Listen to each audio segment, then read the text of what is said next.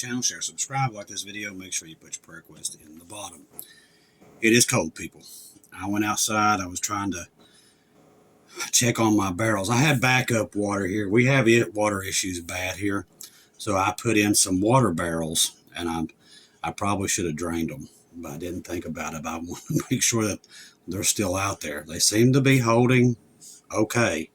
I can't remember what the temperature is here, but I think it's like 1 degree. But yeah, it's just basically rainwater backup's what it is. Enough to, you flush your toilet, stuff like that. That's because we've had some major water issues here. It's 8 degrees here. So I was hoping I should have let the water run out, but I did not do that. Now, we talked about earlier about the homeless issue and everything. I want to thank everybody that donated through that because we needed coats and stuff, and we're being bombarded, people. It's just that's the only way I can tell you we're being bombarded with calls, with their power's about to be turned off and everything. It's pretty overwhelming. I'm telling you, it's bad. I had a good friend reach out earlier. Her name's Tara. She does the same thing that we do. She's on a much smaller scale, but she does it, and I think she helped around 60 families for Christmas. And she reached out to me earlier. She goes, I've got a young mother here about to lose her power, lose her rent, everything. So we reached out and helped her. We had 5 overnight come in that people desperately needed. Their power's either going to be turned off. If you don't know about this area, power bills here, I don't know if what they run where you're at, but they're getting out of control. Some of these power bills here are running almost $800 or $900 a month. It is, I'm telling you, they're trying to run us out of our homes at this point. That is what's happening. It's bad. Let's see. We'll get into the news here in a second. I want to thank these people because without them, I don't know what we do. Peter Wakeford, also Jane. You know who you are, Jane. Also Ernest Gideon. Also Debbie Dobbs. Debbie, I don't know what we would do without you. I'll just be honest with you. I don't know what we would do without you. Debbie Escarrigan, I think. I probably said your name wrong, Debbie. I apologize. I said thanks for all you do, Chris. Will be for families in heaven Christmas instead of spending it alone again. And that's where a lot of us are, Debbie, is spending our time alone. That is for sure. But you know what? Hey, we're trying to make a difference before Jesus pulls us out of here. Don McCormick, also, God bless you and everything you do. George Dominguez, Angus Fretwell, and let's see, Michelle Dharma, Tina Kennedy, all these people. Like I said, Jesus knows who you are. He knows what we're trying to do. We're just trying to help as many people as possible. But what I thought about today, I wanted to run it by you guys. I want to go ahead and do a thing kind of like we do with the Bibles, like a wish list on Amazon to help us out here. But I thought we'd do like a little metal stove. I think they run about $12. The thing we're running into a problem with is backpacks to put the stuff in for the homeless, like a homeless package, because they need a pretty big size pack to put the little stove and stuff in.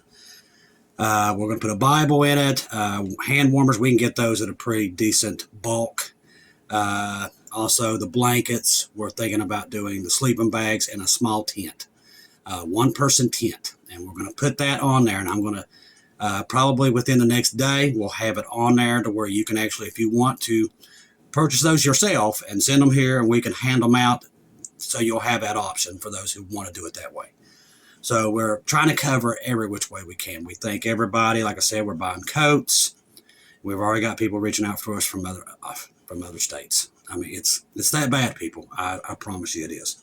Jesus knows about it. He's the one. Like I said, he's CEO, and we'll see where we go. But thank you all, family members, for helping us help these people because they're desperate. And it's hard for me. It's really hard listening to them because, I mean, it's bad. It is really extremely bad. Please, Jesus, come quickly. Please get us out of this. All right, so there was another attack tonight, but they stopped it. So we've got some issues, people. 5 men were arrested for Islamic plot to attack a German Christmas market. Listen, brothers and sisters, listen to me very clearly. If you're going to some kind of Christmas event or anywhere, please head on a swivel, because I think this is it's becoming every minute at this point. Now, German authorities have announced the arrest of 5 men with connections with suspected plot to carry out an attack on a Christmas market in southern Germany. The arrests were made following an investigation by police, public prosecutors, and the officials described this. It's a serious threat to public safety during the busy holiday season. So, like I said, if you're in a mall, please head on a swivel. Evil is running amok out there. According to investigators, the suspects are believed to have discussed using a vehicle as a weapon to target civilians. That's what I'm saying. Man's heart has not just grown cold. It's just gone. Okay? It's just gone. Authorities called on this alleged plan as an ideologically motivated, with indications pointing towards Islam. Officials have not disclosed the precise stage of the planning that was confirmed to exact market that may have been targeted. The 5 men were detained at the sudden Borden crossing between Germany and Austria as part of the coordinated law enforcement operation. The group consists of 3 Moroccan nationals, 22, 28, 30, a 56-year-old Egyptian national, 37-year-old Syrian, talking about the Psalms 83 right there. Prosecutors allege that some of these suspects have openly discussed carrying out attacks designated to cause mass casualties. Lord Jesus, get us out of here. Now, let's go into that. Okay, so here's this. 3 events this weekend reveal that lawlessness is increasing as Christ warned, and that's what we've said. This past weekend brought a stark reminder of the fragile of peace in our world. There is no peace. It's chaos out there. I have to sift through reports of just pure. Let me tell you something. I've never seen anything like it. The evil that I'm seeing come across is like nothing I've ever seen. It's getting worse by the minute. In 3 separate but tragic events across vastly different settings, the loss of an innocent life once again dominated the headlines. Like I said, it's becoming every 5 minutes. Ambush in Syria killed a U.S. soldier and a civilian interpreter. Mass shooting at Brown University. Terror attack in Bondi Beach, what we talked about today. Ambush in Syria, U.S. soldiers and an interpreter killed in an ISIS-linked attack. The Browns is violence on the campus, same thing. It was also linked to Islamists. The Bondi Beach targeting. I mean, just one after another at this point. And it just seems to not let up. All right, let's see. Here's another sign you got to be watching for. And I was waiting for this one to come, and it's finally here. Copper could soon reach to the stratosphere, new highs as hoarding of metal in the U.S. continues. Now, why is this happening? Because we're going to war. We're already in it. Now, people ain't got the memo yet. They're too busy. The world's got them everywhere. But us that's watching it, flight radar, the war machine moving, all the precious metals, this has happened before. It happened right in World War II. Now, remember, they was in World War II 2 years before they even knew they was in it. It had already begun 2 years before they started calling it World War II. Now, copper prices are poised to reach unprecedented levels due to traders rapidly importing and stockpiling the metal in the United States. The surge is an activity. The activity stems from anticipated policy changes and marked driving hoarding behavior. And that's not it. It's war. That's what it is. The movement involves shipping large volumes of copper to U.S. warehouses, tightening global supply. The global supply is gone. Now, when they say that, don't pay no mind to it because it's gone. The global supply, they've already cut it off. China's already cut it off. They're keeping I'm telling you, every country starting to hoard their stuff. You know, I always remember Adam K. Marf up there at Marfugal News. He always said, and he was predicting it years ahead of time, that China was hoarding up all the wheat, and they had for the last 5 years. And we knew something was going to come from it. Well, you're in it now. That's why we're in the Caribbean. That's why all this stuff's happening. It's a fight for resources because they're all going to war. And the Antichrist has them moving that way. They're not coming back. After they sacrificed the heifer on July 1st, there was no turning back, people. It's all downhill from here. It's going to get worse and worse and worse. 4.2 earthquake today close to San Francisco. Happened this evening. Eyes on Jesus, people.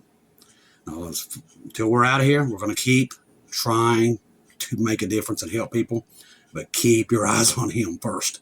because there is so much going on in the world. We could be out of here in 24 hours. We don't know. We could. The question is, what are we going to do?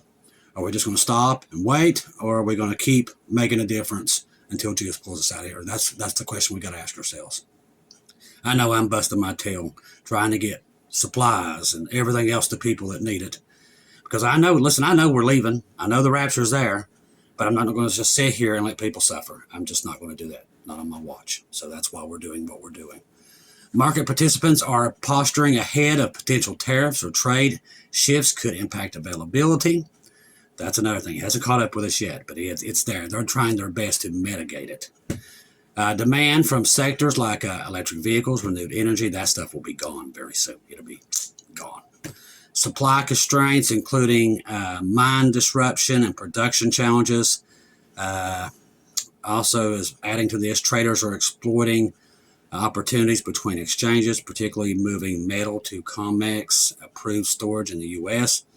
The hoarding reduces visibility in inventions or inventories elsewhere, creating a feedback loop of higher bids.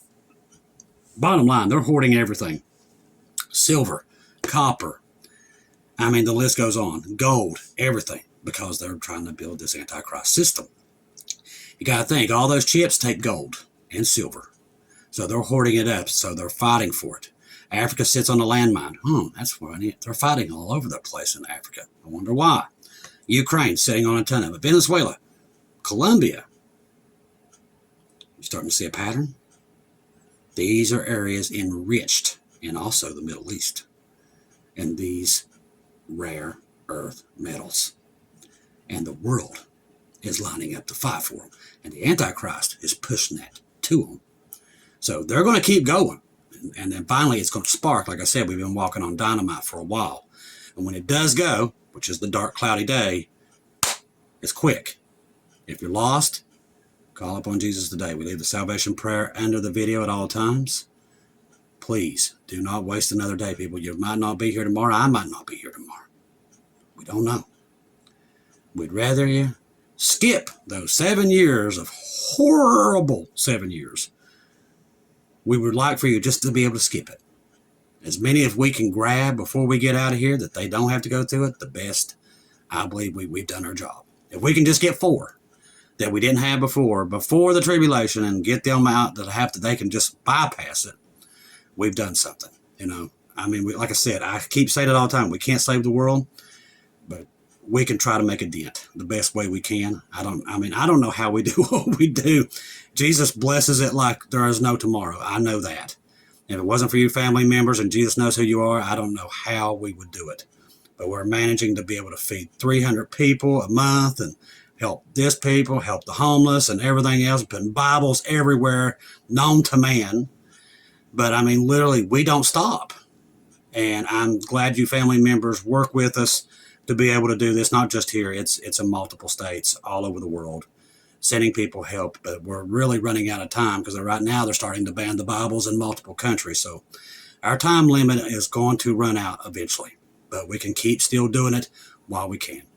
Trust the gospel. 1 Corinthians 15, 1-4. Jesus died on the cross for our sins, past, present, and future. He died, was buried, rose again on the third day, according to the scriptures. Trust in Jesus and Jesus alone. Confirm everything through him. Do not take your eyes off of him. And please, the reason I did this update, be careful out there. There's a lot of these events, Christmas events, church events. Please, tell your pastors to keep an eye on. We don't know where they'll strike, but it looks like this is starting to become a thing. Today was big, and I believe this is going to get worse and worse, and that's what Jesus told us. That's why we talked about this in the title. Literally, what we're seeing is a prelude to the dark, cloudy day. Now, I want to mention this one too. Remember, we talked about three-eye atlas. That thing will not go away. Why? Because it's their excuse. Now, Europe activates its largest planetary defense drill ahead of three-eye atlas approach to Earth. Why would they do that? Just throwing it out there. I'm telling you, they know the rapture's here somewhere. We do too. We don't know where it is, but they're guessing like we are, and they're looking for it. Europe has identified its most extensive planetary defense exercise to date following the Three-Eye Atlas asteroid alert, which prompted emergency preparedness drills across several countries. Really? It doesn't even come close to Earth. I'm telling you, they've got this planned. This video explores what 3i Atlas is, why officials react with such urgency, because it's the big lie, and how Europe is evaluating its ability to detect and respond to possible asteroid threats. It also breaks down the science, potential risk, and international coordination behind this exercise. I'm telling you, people, they've got their lie set. This thing will not leave. This thing was supposed to leave the solar system like, what, a month ago? And they just will not let it go. So this is the lie that they're going to use. So if the lie is there, and they're talking about a big reveal, and there's a lot of chatter inside our military saying that Trump will release it at any time. They don't know when, but it's been planned to release all the information that we're not alone, which is going to be part of the big lie. We know what they are. We know they're not E.T. We know. We know they're demons, fallen angels. We know what they are. But the world is going to bow to these things. And they've got this all pre-planned. It's all set up right in front of you. Along with trying to get this covenant into place that they're spending $1 trillion to try to get it done. There is so much moving right now. Eyes on Jesus. I love each and every one of you. If I don't see or hear from you again, I'll see you at home.